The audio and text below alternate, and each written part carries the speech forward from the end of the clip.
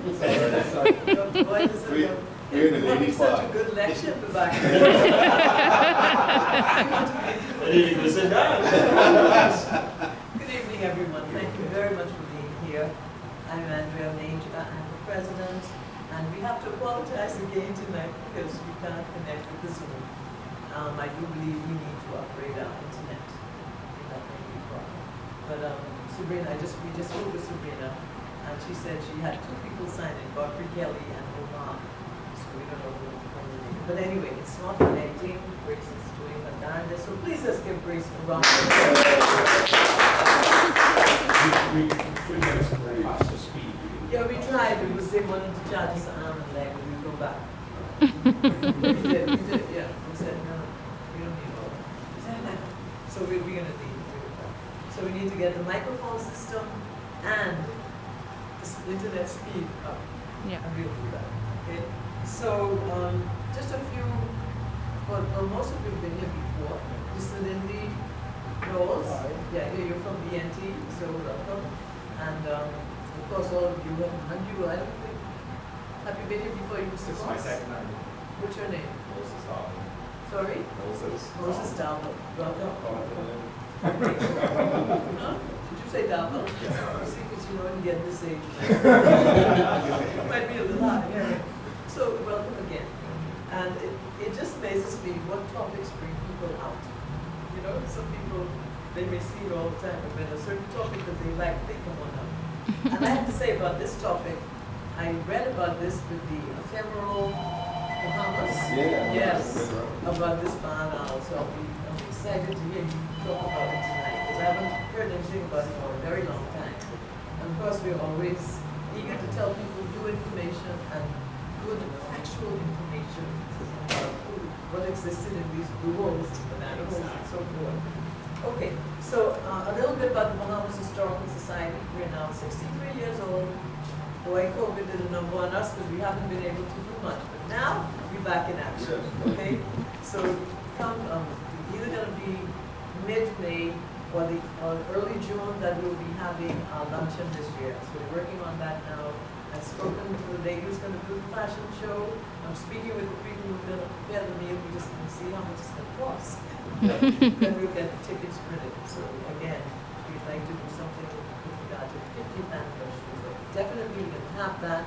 We're going to have a wonderful time.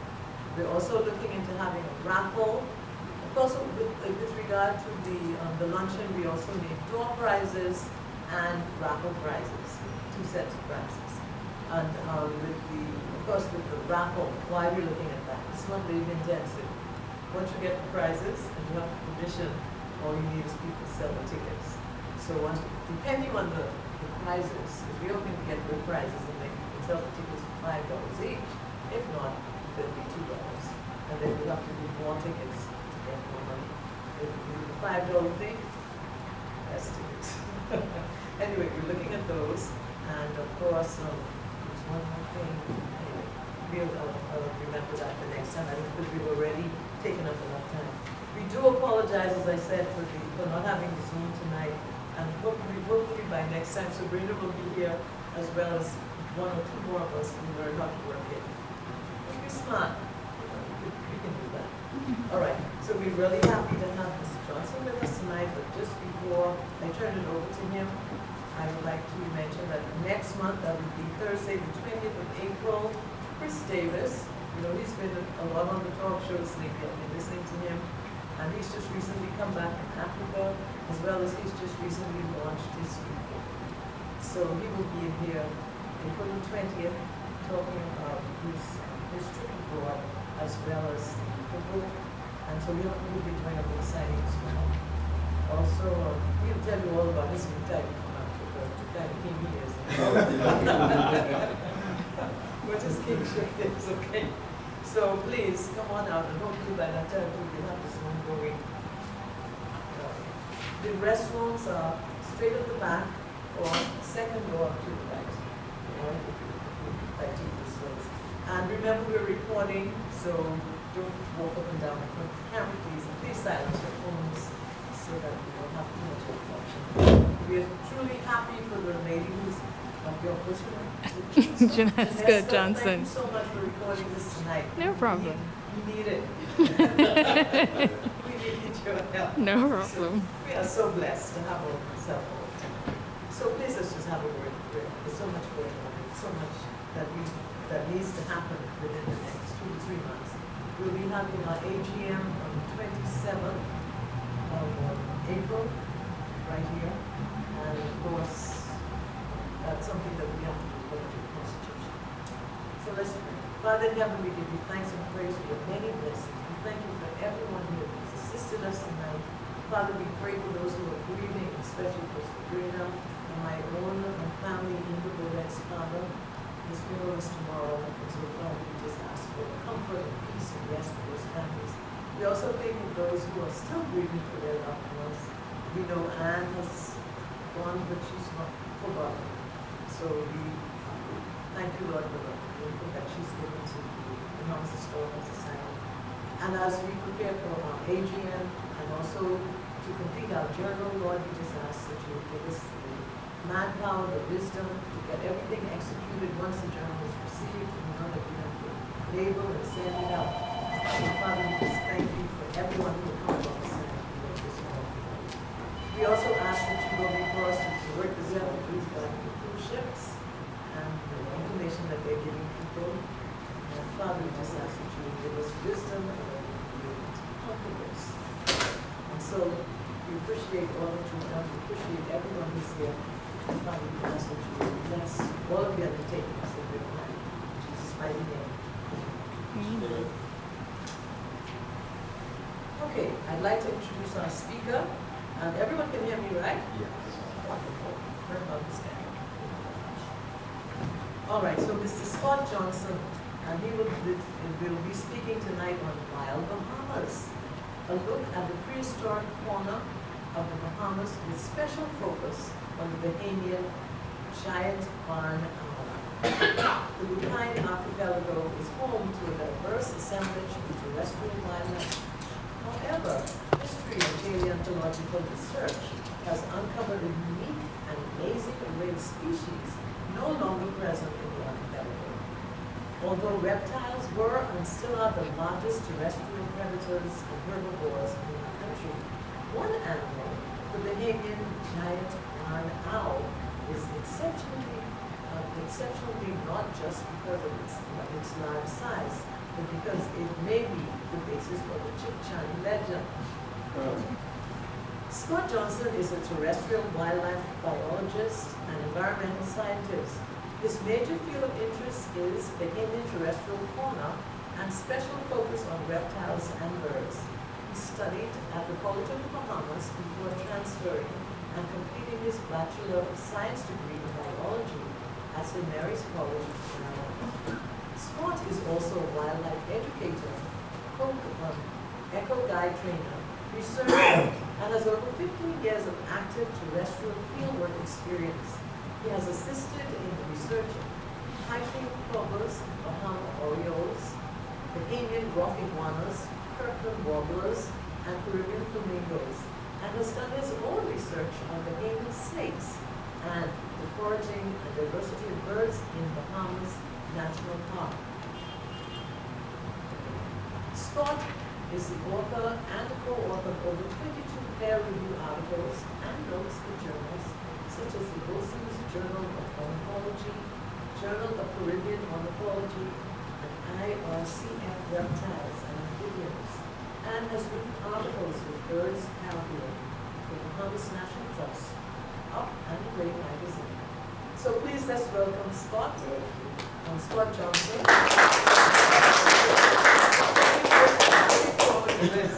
So that I can tell. Try not to disappoint. Oh no, when these people come in here, I have a new topic.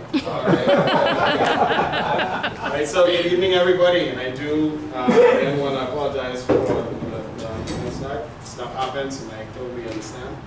I've always wanted to do a presentation here.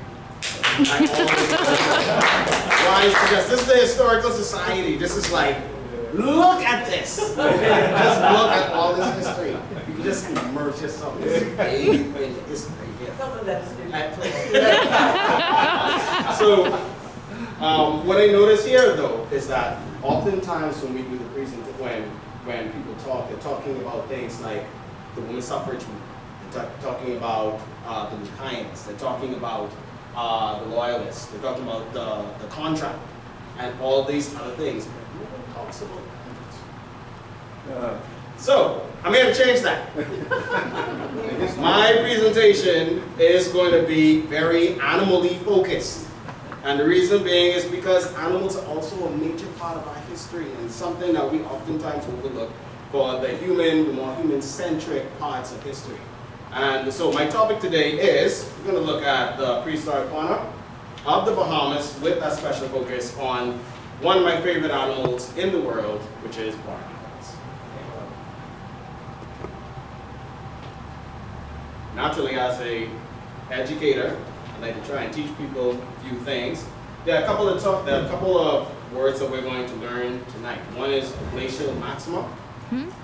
Next one is interglacial. And the next one is dissolution. Big words. I'm going to try and break this down to the best of my abilities. All right. Let's start with the beginning. All right, so we ain't got to read the top of this. This is the Bahamas. This is the Lucayan Archipelago. Okay? Lucayan Archipelago, I love that name because it's coined, and I got to give from Commodore Charles Bethel a lot of credit for helping to push that phrase, the Lucayan Archipelago, forward because it is the Lucayan Archipelago. Okay? So the Bahamas consist of 29 major islands. Everybody talks about 700 islands. Right. Okay. 700 major islands. 661 keys, 2,387 rocks. This is a statement according to geologists who have studied the Bahamas for a number of years. So when you hear people say, oh, the Bahamas 700 islands, I'm right. And so I just have to really go at them for that. The area of the Bahamas land and sea is about 300,000 kilometers square. It is a stable limestone carbonate platform about 10 kilometers thick. It is a part of a subtropical and tropical biome. The Tropic of Cancer cuts the Bahama archipelago in half. So if you look at anywhere from the central Exuma Keys north, we're in the subtropics. When we go down from there, we're in the tropics. All right, and we have a pronounced dry and wet season. And everybody knows when our wet season is, right? Okay, That's what's December, January. Very, very true. And we also have a water gradient going from northwest to southeast. So the islands that have the highest highest rainfall would be Grand Bahama, Abaco, Providence, Andros. Grand Bahama, especially Abaco. Abaco gets about 60 inches of rain a year. But when we go down to Inagua gets about 30 inches of rain a year. So that affects the plant life, which in turn also affects the animal life. Like I said, we have an amazing assemblage of animals in the country. Over 170 unique taxa calls the Bahamas home. Over 170 taxa. Your species and subspecies. Some scientists don't like the term subspecies, but I enjoy talking about subspecies because with proper research, a lot of our subspecies have been elevated to full species status. For example, the Inagua wood star in Inagua was once just a subspecies of the Bahama wood star until research showed that it was elevated. And then we have a whole bunch of others that have been elevated. And these are just some of the amazing animals that call the Bahamas home. Okay. But today's topic is going to be more on this epoch, this time period. This is called the Pleistocene. The Pleistocene name means most recent, and it's the most recent forms. It's the time when the most recent forms of mammals evolved. It lasted from 2.6 million years ago to 11.7 thousand years ago. And it was famous for having the advancement and retreat of ice sheets. People call it the Ice Age. But actually, the proper term for it should be ice ages because you had at least 20 or so different times when you had interglacials and glacial periods during that time. The major cause of, it was a major cause of climate change. And what was the major cause of climate change that caused all of this glacial and interglacial cycling? Well, there are several reasons. One would be the Earth's tilt. The Earth tilts at particular angles. And so that's how the Earth leans, and then it causes our seasons. So we have our summer and winter solstice. That's when the Earth is tilted at a particular degree. And then you have things like the axial wobble, which is the direction in which the Earth's axis is tilted at certain points in Earth's history. And Earth completes a full axial cycle every 23,000 years. That also affects the climate. Then you have things such as eccentricity, which is changes in the Earth's orbit. Everybody knows that the Earth circles around the sun. However, everybody doesn't really know that there are some periods where the Earth's orbit is circular, and there are periods when the Earth's orbit is elliptical. And when these things happen, that can have a profound effect on the environment and the climate. Okay?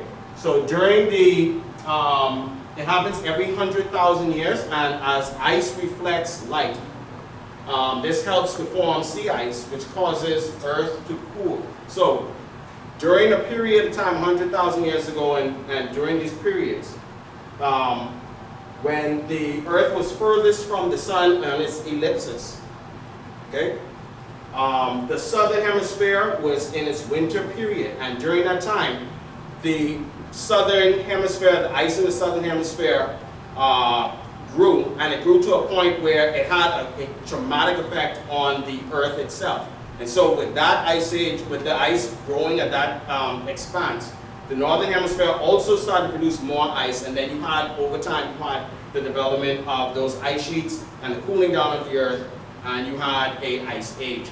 And so again, this happens every 100,000 years. Okay?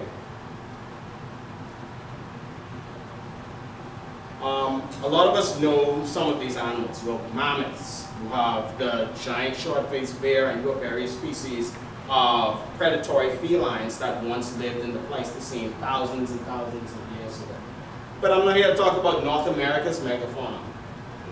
What a lot of people don't realize is that the Caribbean also had a unique assemblage of animals that once called the Caribbean home. For example, you had Megalonchus, which is a giant ground sloth that was found in Cuba. You had the blunt-toothed giant hutia, also known as the Ambuloriza, that also lived in Anguilla. So think of a giant hutia the size of a black bear. Okay? Just try and imagine that. Okay. And then you also had Ornithmegalonyx, which is a giant owl. In fact, the Greater Antilles was home to at least 4 or 5 species of owls, of giant owls. And then you had the Less Antilles, who also had a large species of owl as well. Okay? So during the Pleistocene, we experienced a glacial maximum.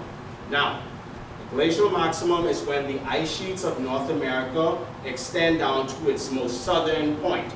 And when that happened, the sea levels dropped significantly, over 120 meters, which is over 400 feet. If you want to see what the edge of the Bahamas looked like, go to the Glass Window Bridge. And if you look on the edge of that, you will see that that was how the edge of the Bahamas looked like. The island of the archipelago was very, very different from how it is today.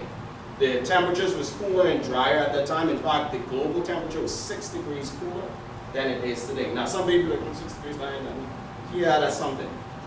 When you talk about it from a global perspective, 6-degree cooling is significant, all right? But during that time, you also had broadleaf forest, you had scrub, and you had savanna habitat dominating.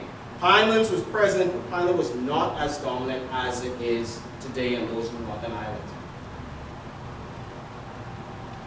So some people may ask, well, how do we know that sea level rose and sea level fell?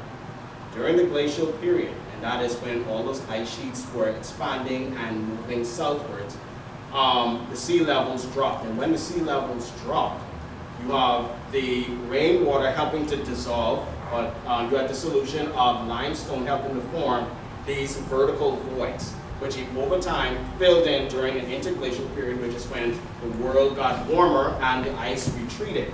And so during that period, when the sea level rose, those voids filled in with water and you have blue hole. But then there were periods when sea levels were higher. In fact, 125,000 years ago, sea levels were about 6 meters or 20 feet higher than it is today. And when the sea level rises, so does the freshwater lens. And there's a layer between the freshwater lens and the saltwater lens called the halocline, which is the perfect medium for dissolution or the breakdown of limestone rock. And that helps to form those caves that we see today. So all of the subaerial caves that we have now, above those air caves, those are the result of when sea levels were higher. In fact, most of the caves that are in the Bahamas today are no older than 150,000 years old. Okay. So just try and imagine what the Bahamas was like back in the day.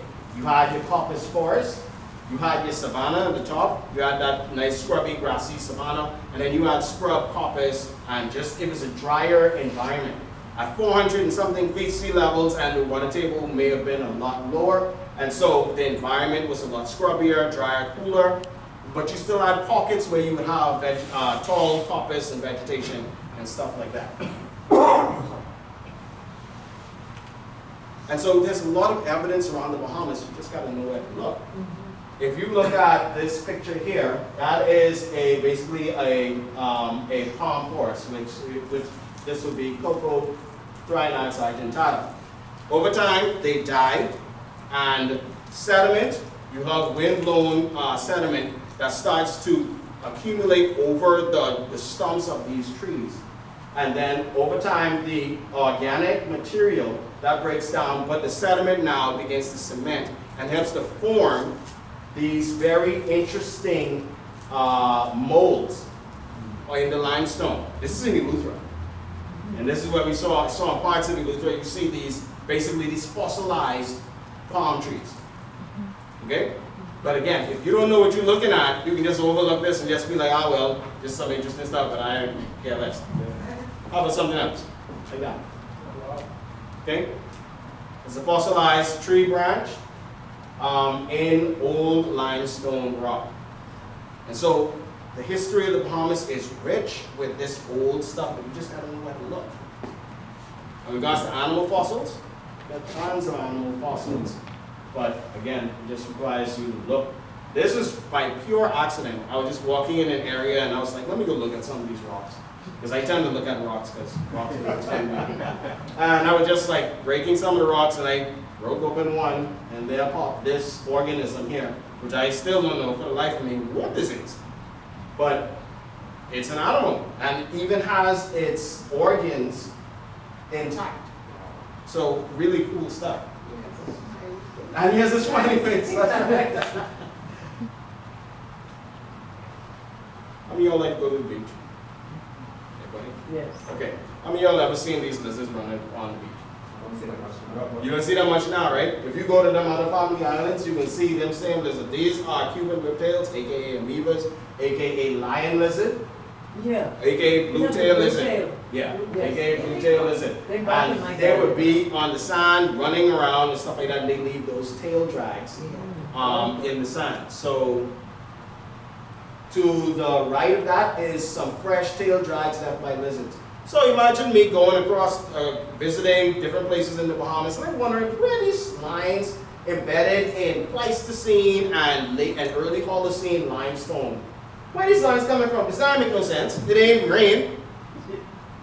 Turns out that these are actually fossilized tail drags. These are trace fossils. Wow. Fossilized tail drags of Cuban whiptails as well as other ground-dwelling lizards. And then the other picture over there, you may not be able to see it clearly, if you can turn off the light, but those look more like crab tracks. So ghost crabs that are running around on the beach, sometimes they leave their tracks in the sand, and over time, under the right conditions, those tracks can fossilize and form those scars in the limestone. So there you have trace fossils. These are instances where something was living there and they left their prints in the limestone. Historically, the Bahamas had a lot of different species of animals. We had our own water snakes. Okay? We had, you see that fat sausage-looking thing you know there. We had skinks. Fossils in Eleuthera of skinks were found. And then you have rat snakes. Now I chose to use the corn snake because the corn snake is a type of rat snake. But we also had rat snakes. So we had skinks, we had rat snakes, we had water snakes. And I think everybody is familiar with these guys. We had tortoises, and we had crocodilians. The Bahamas has always had reptiles being the dominant predator and the dominant herbivores. Since we could record, these were the dominant terrestrial organisms. Okay?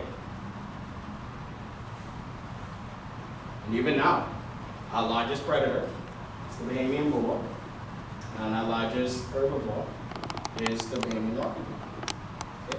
So reptiles always have been, probably always will be the dominant animals in the Bahamas alongside birds. But we also have other cool creatures here too. Like we had caracaras. So this is a bird of prey that like to feed on carrion, like to feed on dead organisms. All right. Now we also had other species of birds here. We had this bird here with the red in the head. That is a scaly-necked pigeon. The middle is a Cuban crow. To the far end, that's a giant kingbird. And this bird that you see at the bottom, that is a green woodpecker. All of these were animals that once lived in the Bahamas but have now been extirpated from these islands. And animals can tell you a lot about the environment. These animals tend to like drier, arid environments. And by the numbers of fossils that were found across the country, that would tell you that the Bahamas at one time ago was drier and more arid. Okay. So this gentleman is Alexander Wetmore. Alexander Wetmore was a very accomplished, well-seasoned ornithologist and paleontologist. And in 1937, he received some soil from a cave in Little Exuma from a lady by the name of Vivian Knowles. I don't know if you may know her. All right. So he's rummaging through this soil and he's looking through it and he finds a bunch of bones. And he found some very interesting bones, including bones from giant birds. And he quoted and said, "The bird bones represent the most important contribution in new information concerning the avian fauna, the bird fauna of the Bahamas that has come in many years." And one of those large bones, some of those large bones, representative of a giant owl. This is my drawing. The Bahamian Giant Barn Owl. So let's think of this as a 3-foot tall owl, about 1 meter tall. So it was about here, about the size of my 3-year-old now. All right. It was the largest owl, largest barn owl in the New World. Nothing was bigger than this. Okay. And contrary to what people thought, these giant owls were more than capable of flight. They could fly, okay? There was nothing in their bone structure that said that these animals were losing their ability to fly. And these birds probably had a wingspan of about 6 feet, so it's a little wider than my arm, my extended arms. These are some of the bones that were found that I have circled. So this is a barn owl skeleton, and so where the fingers are, the phalanges. So if you look at a bird skeleton, unlike our skeleton, a bird skeleton is very, very rigid and has to be rigid because flight puts a lot of stress on your muscles. So the hands, right there, the hands are fused. So those are the metacarpals. Then you have the femur, so leg bone right here, attached to the pelvis, or in this case the sacrum. Then you have the long bone here. That is the tibiotarsus, the other bone, which is the tibiotarsus and the tarsus.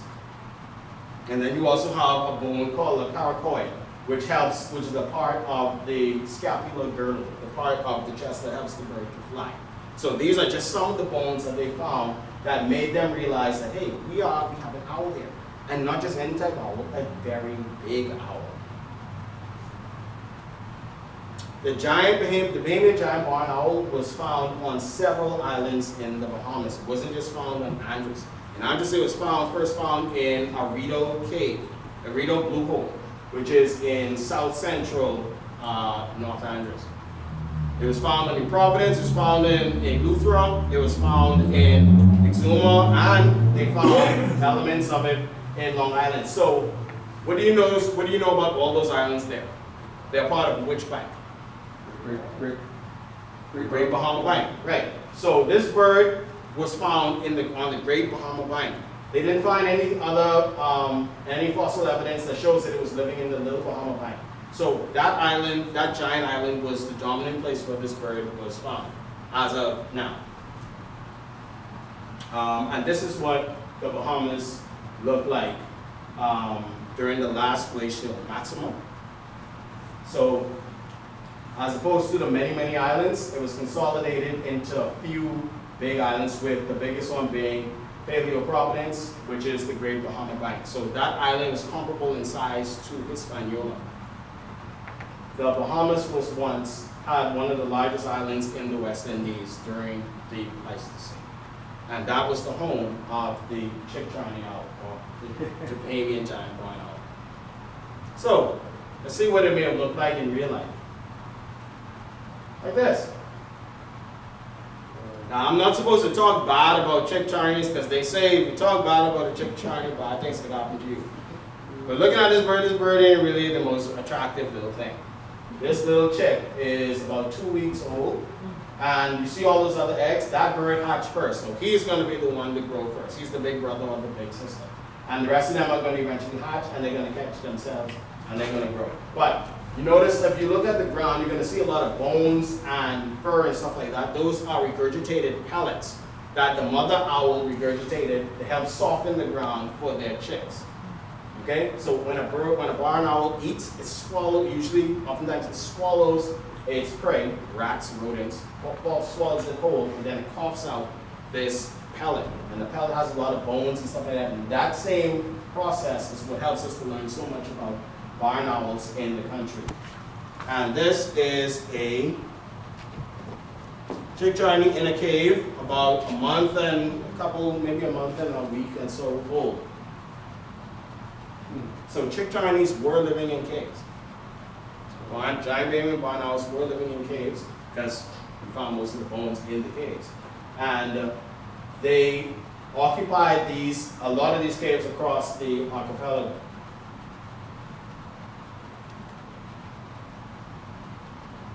So what were they eating? They were eating tortillas. Rats and mice didn't come to the Bahamas until around the time the Europeans came to the Bahamas on their ships. But tortillas were spread across the archipelago. We found tortillas, they found bones of tortillas all over the place. Now, some people would say, well, didn't the Lucayans bring tortillas to these places? Yeah, in some cases, in some of the middens that Lucayans were in, areas where Lucayans were living, yeah, they were farming tortillas, but historically, tortillas had a much wider range across the Bahamas. And this was a very, very important food item for giant Bahamian barn owls. There were also other birds that were found inside of that soil that Dr. Wetmore was sifting through. And this is Titanohyrax, also known as the giant titan dog, the Bahama titan hawk. This was a huge bird, about the size of an eagle, but it was a hawk. And it was a diurnal species, and probably also hunted tortillas. This could have been a major predator or a major source of competition for a barn owl if a barn owl was caught off guard, hiding someplace where it shouldn't be. And in some cases, that's exactly what happened. So this is a juvenile Titanohyrax. He caught a barn owl that was sleeping outside of its burrow. Sometimes stuff happens, and against a hawk with the talons and that attitude, barn owls oftentimes lose to more aggressive predators. So even though the giant Bahama barn owl was 3 feet tall, the eagle could also handle something like that as well. And then, for 15,000 years ago, climate change. The temperatures began to rise, the ice was beginning to melt, and the sea levels began to rise. The Bahamas was becoming wetter, and the Paleoprovidence was being filled in. And we saw a major loss in animal species. Animals that were once found throughout the Bahamas were now losing, were now going extinct across or being extirpated across the archipelago. But there were some animals that did stuck around, and they lived until humans came about, and they was able to live for a little bit before humans eventually assisted in their demise. In total, we lost about 50 to 60% of our bird species.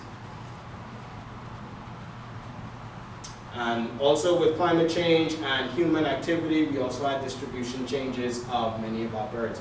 The bird that is black and yellow is the Bahama oriole, one of our endemics. It had a wider distribution across the Bahamas.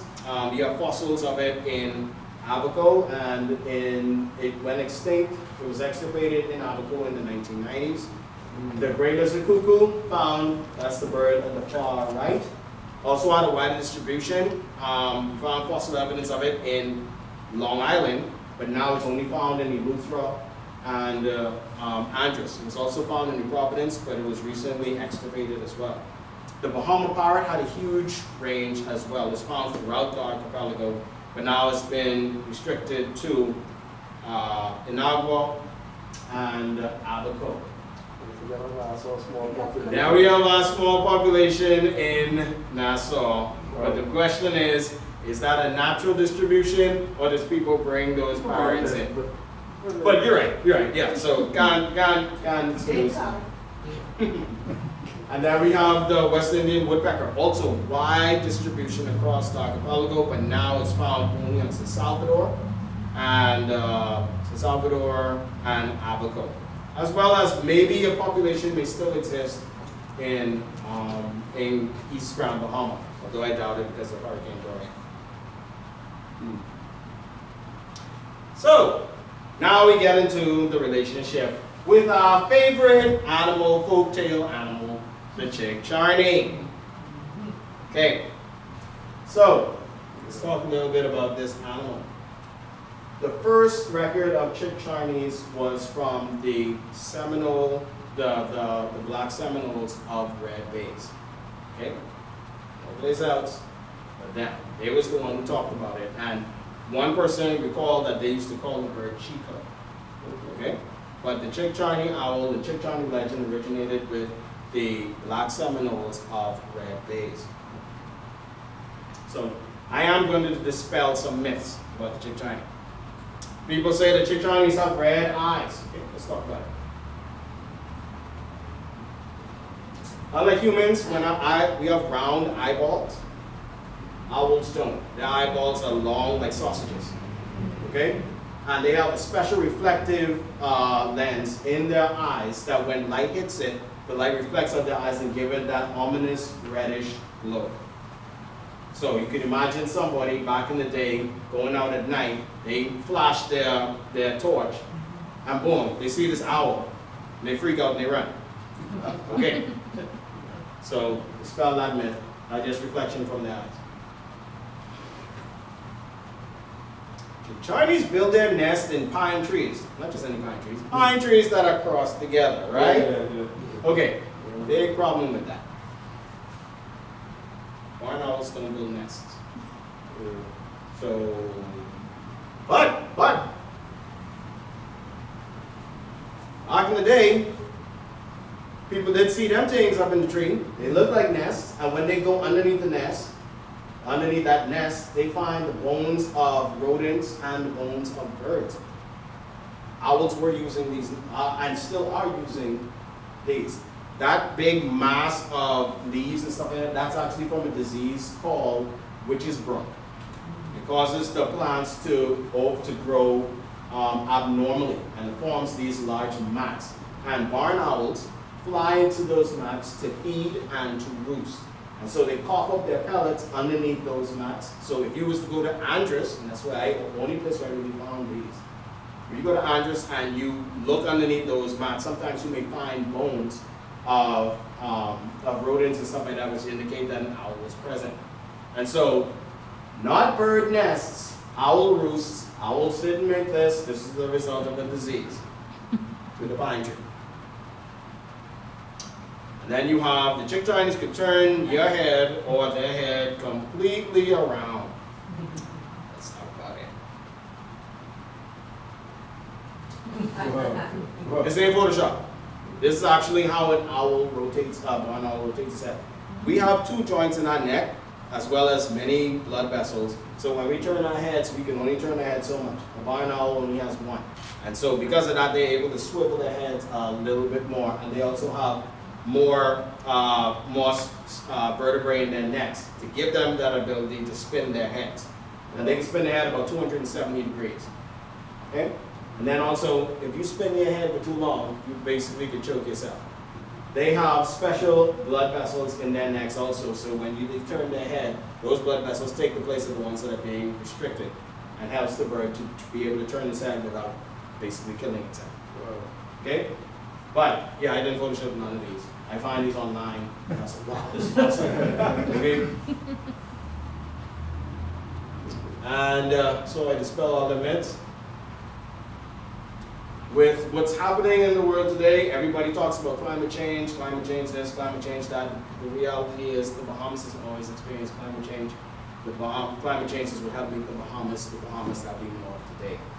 And many animals are adapting to human activity, anthropogenic disturbance. Some animals are doing far worse, some animals are doing better. Barn owls, because barn owls feed on rodents, they're doing pretty well as far as I know. Until we do some more research on them. But barn owls in the Bahamas, especially on the Providence, and I believe are doing fairly well because they have a food source and stuff like that, except for those people who like to throw bait, poison on the ground. Because when you throw the poison on the ground and the rat eats it, and the rat gets sick, then the owl eats the rat, the owl is dead. But these are absolutely wonderful, amazing animals, the kings and the queens of the night. And we should do everything that we can to protect them. So I really would recommend you supporting organizations like the Bahamas National Trust, because they help to make our islands a lot better and a lot more beautiful to preserve many of our species. And with that concludes my presentation. I want to thank all of these amazing people. And I know I'm missing a few, but I just want to throw that out to some of those persons there. And I want to thank all of these amazing organizations who I have a special place in my heart for. Maybe because some of them I work for, and I used to work for, but because I do have a special place in my heart for them. Okay? And that concludes my presentation. Thank you so much. All right, if anybody has any questions.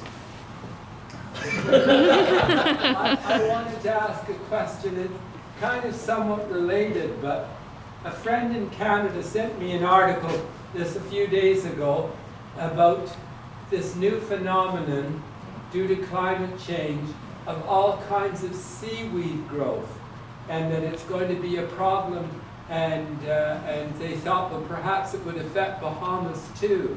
There are apparently big seaweed blobs Big massive that are seaweed. going to be We've cause seen a lot of problems, and I wondered Especially if across the you knew Caribbean. much about that. Yeah, especially across the Caribbean. I really can't speak on that, really. Maybe my boy Lindy may be able to voice a little bit on that. In the Eastern Caribbean for the last 12, 14 years, they've been getting like 1,000% increase in sargassum. Mhm. Thankfully, we're far enough on the chain, and we have the currents, the Gulf Stream, and the old Providence channels and everything. By the time it gets us, it's pretty much wiped out. Oh, So that- we are getting an increase, but I would say we're getting like a 10% increase. So Compared this to time of those year, other southern Caribbean islands where islands. the whole Yep. bunch I is, just closed mentioned off. that's interesting because the article she sent in the Canadian newspaper, it sounded so alarming Oh, that no, I it thought, is. It is. I haven't read Yeah, it anything is. about It it is here, alarming. you know? Yeah, when I lived in Barbados a few years ago, they had issues where the turtles drowned because they couldn't swim far enough to get from under the mat. And you'd go to beaches and the sargassum mat, not on land, in the water, would be from the surface, about a foot above the surface, going down to maybe about 10 feet underwater. Wow. So it's like a wall Yep. of sargassum. And then of course it brings the health impacts because it releases the hydrogen sulfide and the methane gas, That's right. which aggravates asthma.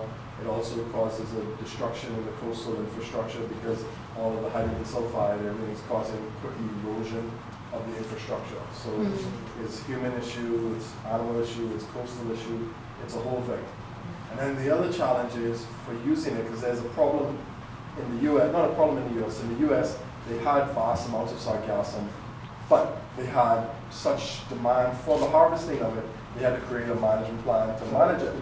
But this we're getting in is so high in it, and we don't know where it's coming from, that we have to be cautious because it has, arsenic is a big component of They were Trace sargassum. metals. I'm not sure if it's inorganic or organic. One of them is the dangerous one and one is not so dangerous.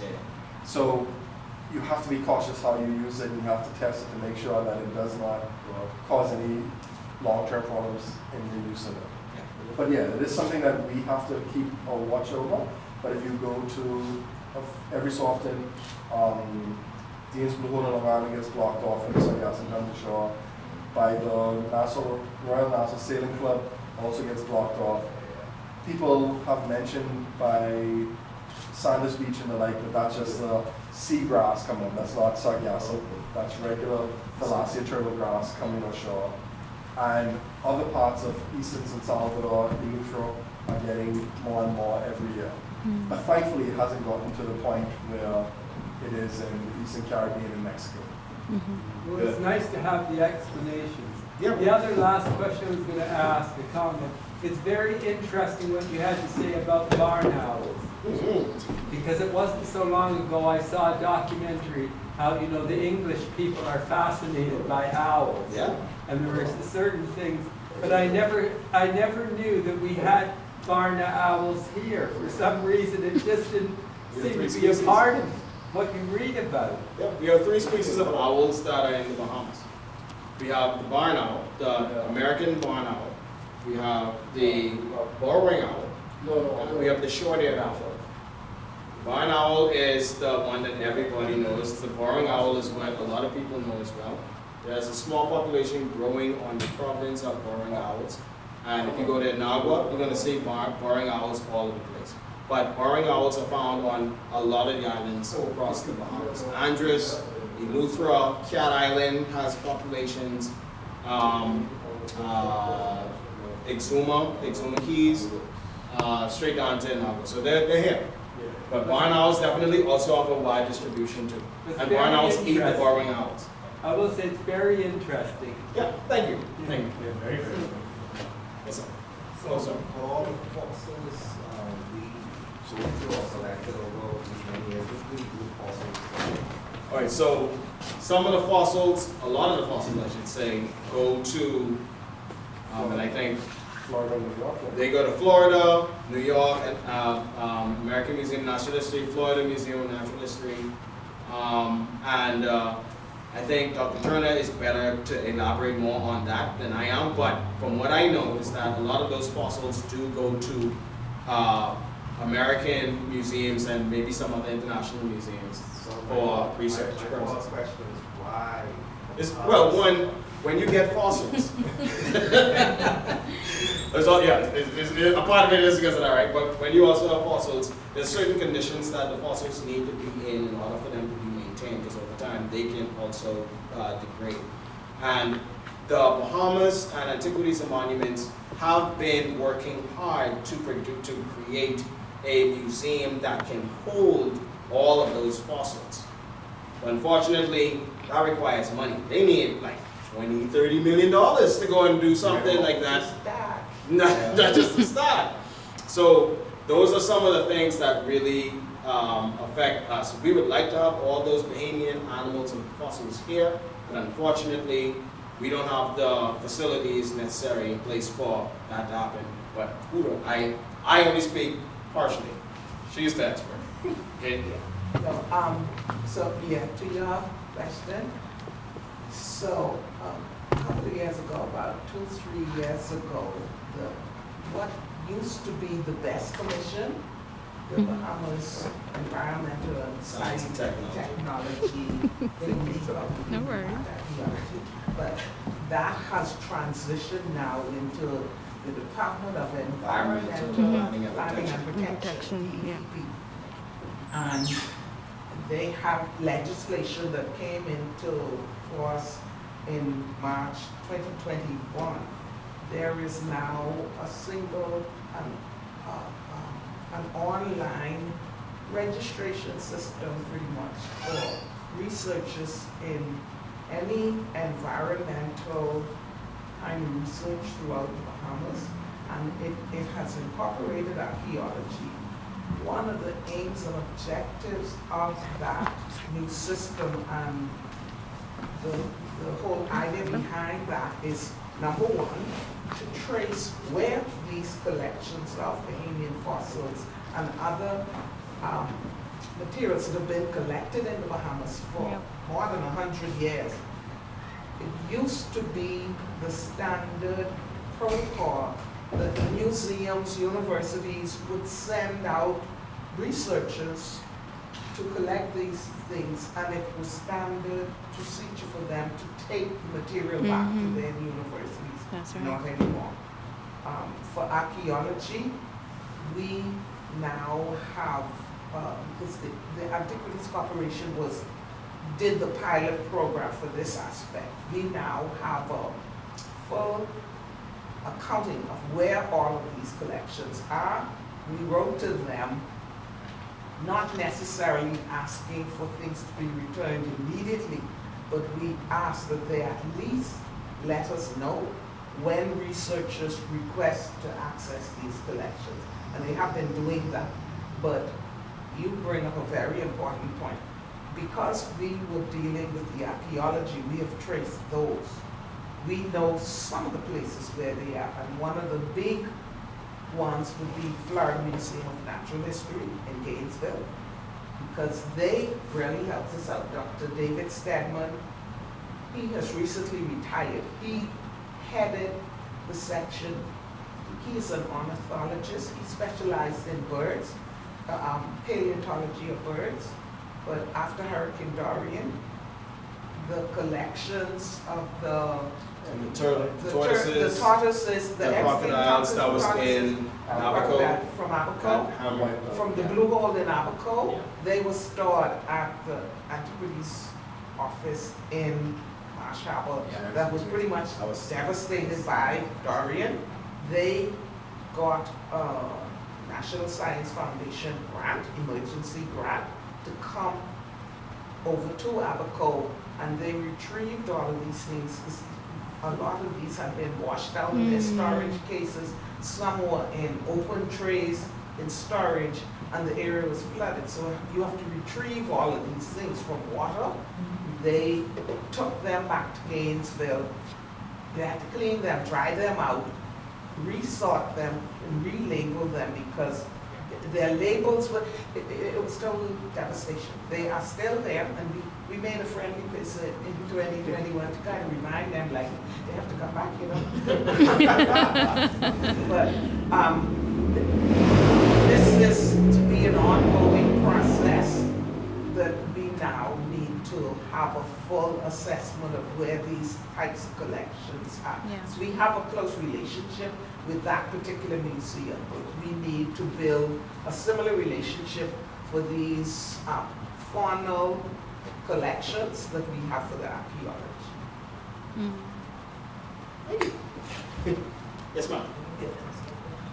Okay, so when these barn owls get stopped,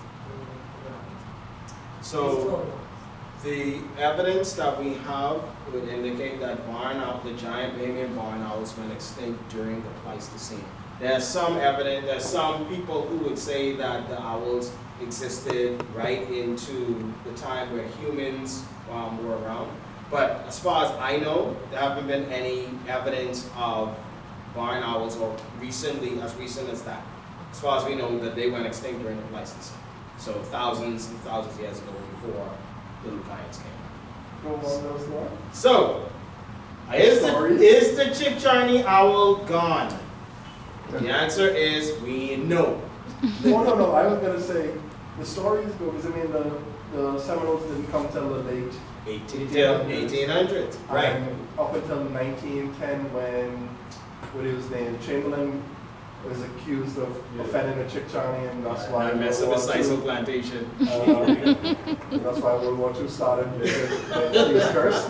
You know. But the truth is, I think that the Seminoles were, if the barn owl, the American barn owl was basically the template for the Chickcharney legend, just because one, the barn owl and the Chickcharney owl were alive at the same time, but the barn owl survived, whereas the Chickcharney died out. And so, seeing the owl in the pinelands, in those witch's broom habitat, looking at them going out at night, hearing the screeching, stuff like that, all of these are ingredients for telling a very good story, historic story of Chickcharneys and stuff like that. So I really think that the American barn owl was really what the Chickcharney legend came from, not the actual giant Bahamian barn owl. But is that barn owl extinct? We don't know. We don't know. And this is a big place. A ton of places still have to be explored and have not been explored yet. So something could be like, we could still have crocodiles, we could still have tortoises, somewhere hiding in Andros, in one of those big islands that people rarely or if ever go to. And people will say, "Well, Scott, are you joking?" 2015, they found a big snake called Conception Island boa in Conception Island, 2015. So there's stuff out there. We just ain't explored the entire Bahamas properly, and during the morning and during the evening, to really say for sure that these animals are completely extinct. And scientists have been wrong many times. With, oh yeah, this animal's been extinct. We know it's not here. The bird's right there. See it right there. Oh, this was extinct for 100 years. Yes. This is a little bit off topic. Oh, someone No, what do you else? think? Yeah. No, yours on topic? You're on topic with the bird? With the bird. Okay, I can first then. Yeah, and also, I don't know if you're able to reconnect with the slide. You had some slides of the Bahamian animals there. You want to actually want to question about the particular snakes. All right. I remember seeing one recently, the coral. The coral snake. It's in the plane. Yeah. Also on the topic of snakes, while you're looking too, humans are very strange creatures in the sense that one day I always imagine that somebody may try to release a rattlesnake or a python in our woods. And I always wondered how our men and women who are searching these keys, what the possibility for them to come across something like that. Could they survive in our natural habitat? That's one thing, Could a foreign snake, like a rattlesnake, survive in the Bahamian environment? Absolutely. Yes. And Python. yeah, because reptiles are very, very adaptable. And they can, if given the opportunity, a gravid eastern diamondback, which is like a 6 foot, fat 6 foot snake, with some of the most deadly venom in North America. If that ever reproduces, if that ever gets in the country and that reproduces, then that's a huge problem. And I strongly doubt the Bahamas has a regular supply of anti-venom anywhere. I also strongly doubt that the majority of Bahamians who work in enforcement are trained in venomous snake handling. Yeah. I think maybe the only person who have some training in that. So it is possible that they could come here. As long as people are importing things, you're always going to have the risk of a snake, or we have cane toads now. Yeah. Yeah, we have cane toads in the Bahamas, in New Providence and Abaco. Yes. They're established, and they are a threat. Okay. So, yeah. So you want to ask some questions on this Yeah. slide? Yeah. This one again.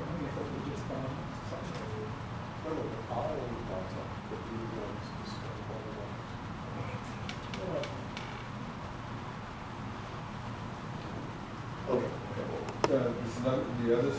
Down slide? Yeah. I think it's the one you had that, coral Corn type. snake on it. Oh, the corn snake. Rat snake, you call it? Yeah, that was a red rat snake. Stuck it.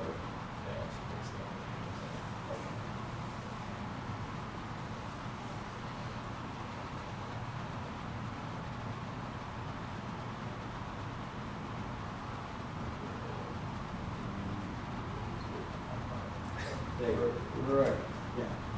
Yeah, what's that? You call it a red rat snake because? Yeah, it's a corn snake, but it's also known as a red rat snake. Does it eat, I mean, does it go to the side so it can actually eat a rat or something? Oh yeah. These guys can hit like 4 or 5 feet. But they're kind of slender snakes, but they are known to eat rodents. They like to eat rodents. Rats and mice. I see. Okay. So in actuality, it's not really a wild snake, but technically it's still considered invasive. And the skink, you call it a skink? Yeah, that's skink. This is actually a skink from the Caicos Island. I used to use it as an example, but this is a Caicos skink. But we did have these animals in the Bahamas. Chances are, I do believe that skinks are still alive in the Bahamas. And one island that I would love to explore properly would be Inagua. Okay. Inagua has some things there. It has more endemic Bahamian animals than any other island that I know of. Single island endemics than any island in the Bahamas. So, My final question concerning yourself is, what's so intriguing about studying an owl? You know, what? oh, yeah. just everything about owls. How an owl looks, how an owl behaves, the fact that they're so mysterious and they have deep, dull, lifeless eyes, but it's like they peer into your soul. I just find animals like those snakes, you know, the creatures that people hate, the animals that I find very, very interesting. So maybe animal interest, it tells us a bit about your character. Yeah. Thank you. I have a confession. Someone I know caught an owl. And when they caught the owl, I purchased the owl from them. But I heard that there was a fine if you hunt the owl. So all birds are protected by the Wild Birds Act. All wild birds. So I just would like to share this part of the story. So I had the owl probably about 2 weeks. I had about 2 weeks. So I released it. And this is maybe like 5-6 years ago. And from that day, every time I go outside and look up in the night, I see that owl. Yeah. Oh, You did some good stuff to that. So, yeah, that's awesome. remembers you. Just while you mentioned it, our friend Dennis knows he discovered new butterfly down there a few years ago. Yeah. Something about Inagua that makes Inagua if you're somebody who's I like to study endemics, that's the island, that's like the holy grail for endemics in the Bahamas. There's so many single island endemics on that island.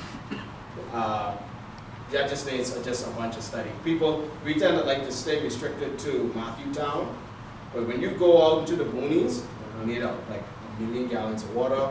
You can need on Hilux, and you can need some tanks. If you go out there in the outback of Inagua, you will find some things. Little Inagua, that's also an island that I would love to get onto. But that's a tough island to get to because you have to wait until things are absolutely perfect to get to.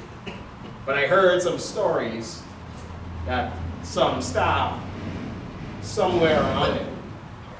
I haven't been. So just say it. Just say it. You have a question? I think she. Yes. Alright, so the owls that we have around here now, they're just the little ones. Yeah, barn. Okay, I have a little story about an owl. One day I was going to church and then there was this owl and somebody scavenged it. I said, oh, okay, so some other people came and they said, shh. But that owl said, so wrong. I mean, a beautiful creature. And they came from church to our house.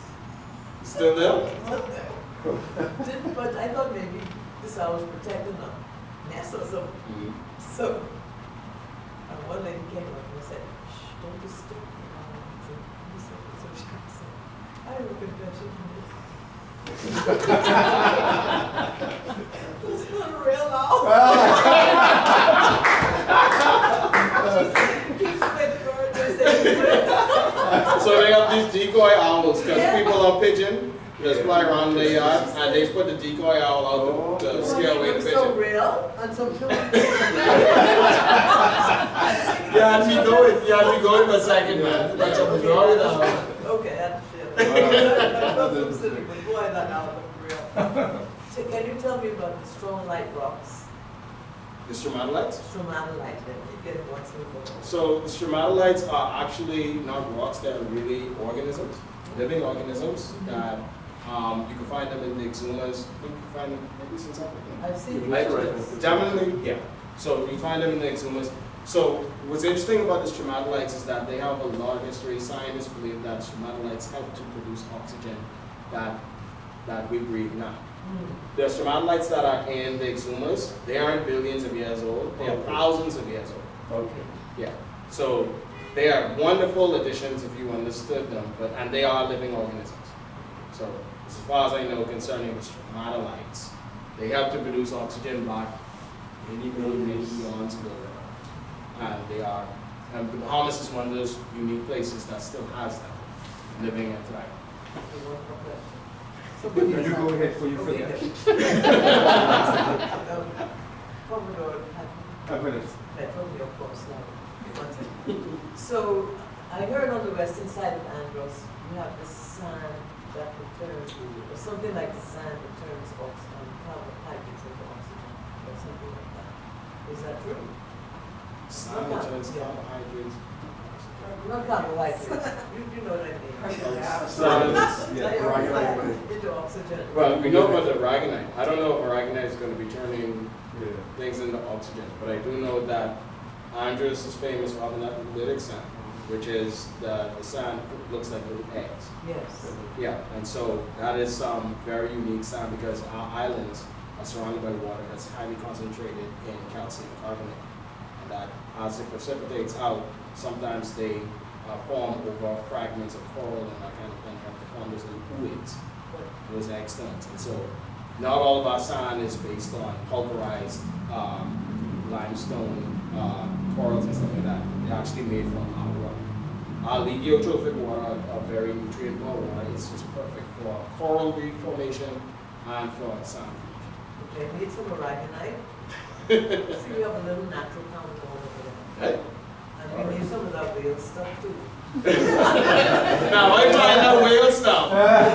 Yeah, I keep my shot at that one. You see me with a bigger smile than what you see now. Bring us So a picture there. yeah, I can bring you a picture. Now, We got a big smile on my so now the last thing is, this article will appear in our next journal, right? Okay. Yeah, later So this it's year. Dr. Turner. Yeah, yeah. Yeah, we need it. Yes. So you could give him the guidelines. So we really appreciate that, but as I said, we've always been interested in these owls. When I was a little girl growing up in Centerville had a lot of bush. Yeah. Lived in the bush, you ate everything the birds ate. We did that. But we used to see a lot of owls. Just about every night.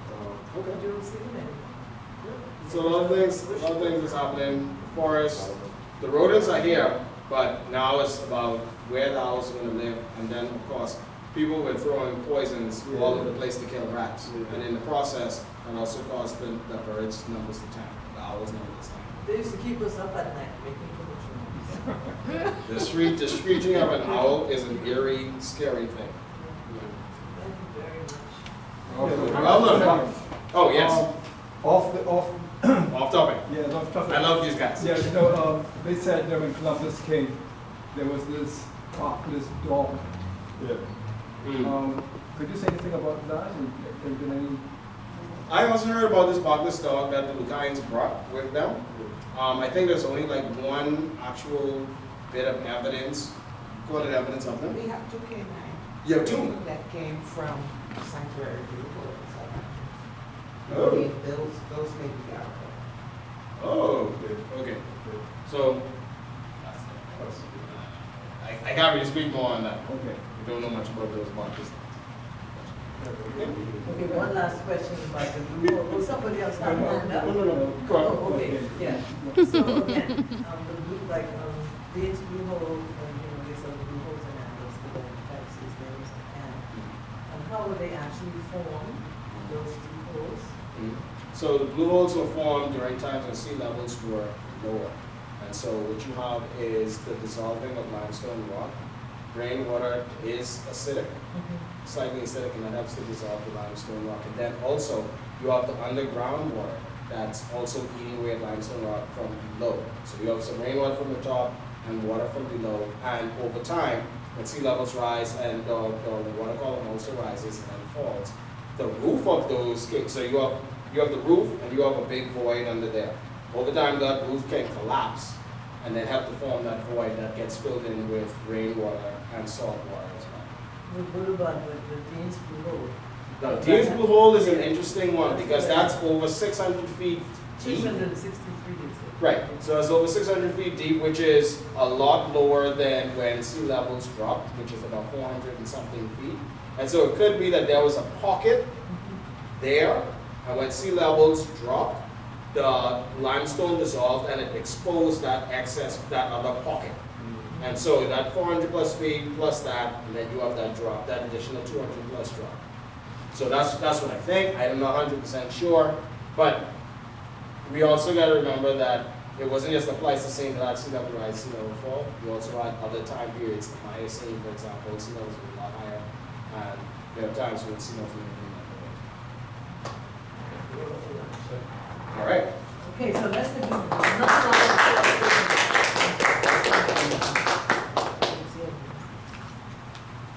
Grace, can you help us with the maps, take a look at just in case. This out of Okay, no problem.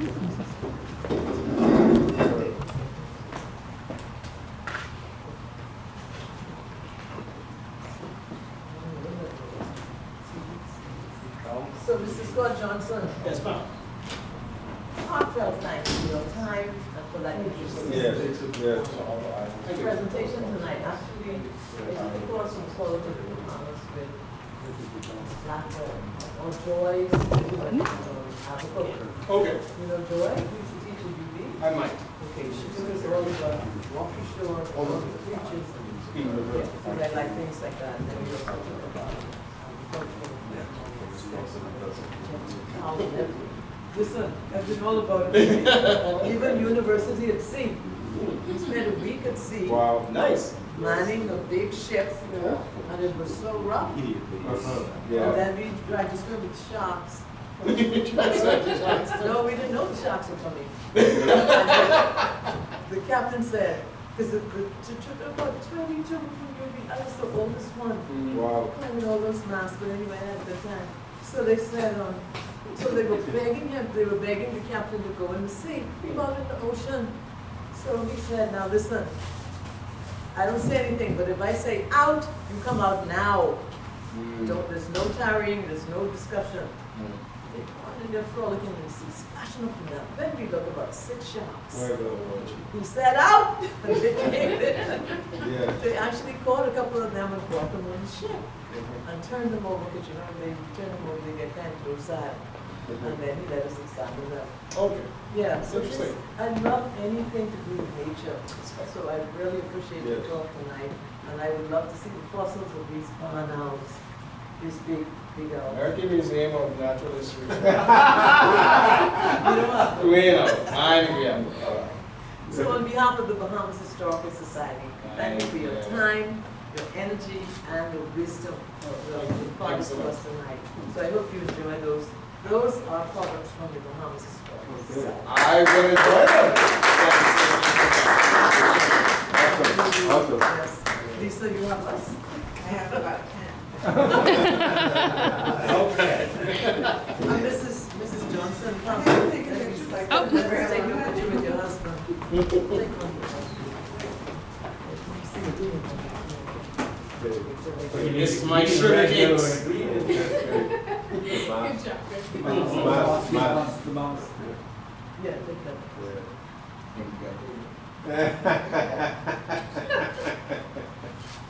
Very nice. Thank you very much. Thank you. Thank you. Anybody else want to take some pictures with Mr. Johnson before he goes? You make me feel like a celebrity. You are? Yeah. Here, man. you feel like- Yeah. Anybody else? Yeah. And then Grace, you need one because you work a lot. Big man. Thank you, Mr. Really appreciate it. Hang on, you missed me. No, no, I think you want your wife to take the photo. Oh, you, oh, Fight on. Yes. The water, the water. So now, It ain't open. excuse me, don't be caught by. Look at me first. Ready? Well, you go glasses. Oh yeah, this is wonderful. I love it. This is the aftermath. One. Hey, I've got someone. You need to be in here. So Yes, come on. take one. Yeah. Awesome. One, two. Look at him first. There has to be someone to take a photo.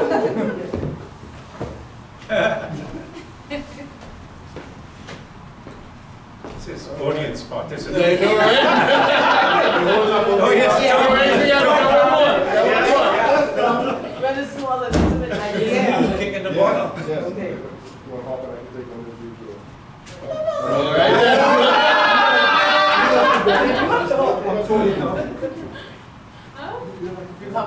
okay. Maybe you need to pull back a little. I want to get over the shoes. Okay. Let me just make sure I look like. You have that. Yay! You made sure our stomachs were in. I can put you know what to take a picture.